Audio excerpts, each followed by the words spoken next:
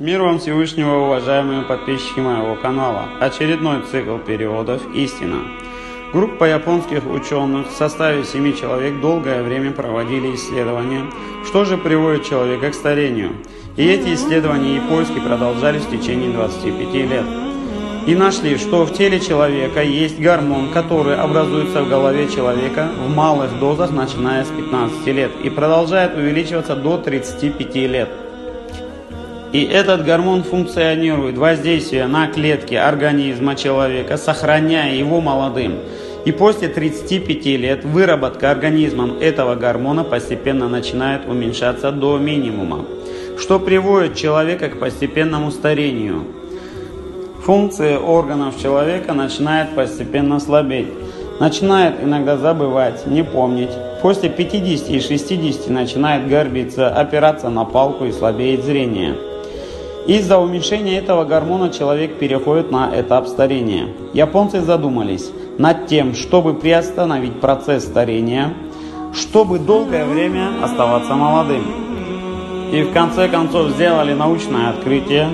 После того, как исследовали все растения, нашли, что такое гормон, то есть эликсир молодости, как мы это называем, имеется в инжире и в оливах. Затем долгое время уделяли внимание исследованию, чтобы пропорции соответствовали выработке необходимого количества элементов для образования данного гормона. И сделали открытие. Нужно есть 1 инжир и 7 оливков, что содержит в себе необходимые элементы для выработки равноценного количества гормона, необходимое для организма человека, имеющегося в голове. Когда услышал об этом исследовании исламский ученый с Аль-Азхара, послал им послание, в содержании которого была 95-я сура из Корана под названием «Смоковница», где начинается со слов Всевышнего Аллаха: «Клянусь смоковницей и оливой». Японцы сначала не поверили и сказали: «Неужели 1400 лет тому назад это уже у вас было сказано в Коране, где Всевышний клянется смоковницей и оливой?»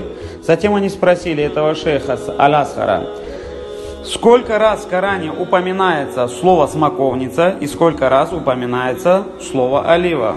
Он ответил: «Смоковница упоминается 1 раз и олива упоминается 7 раз». То есть соответствует количеству научного открытия. Когда они услышали об этом, все 7 японцев сказали: «Мы свидетельствуем тому, что нет божества, кроме Всевышнего Аллаха, и свидетельствуем тому, что Мухаммад является его рабом и его посланником, саллаллаху алейхи вассалям. Так какое же знамение вашего Господа после всего этого вы считаете ложью?